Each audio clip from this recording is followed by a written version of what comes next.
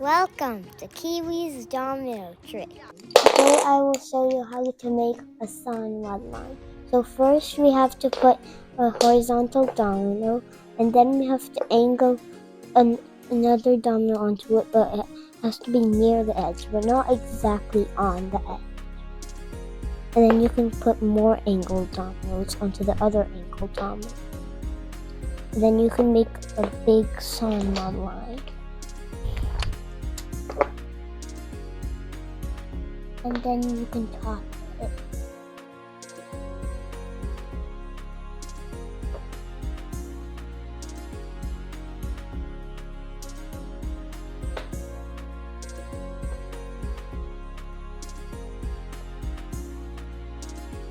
Can you do slow motion?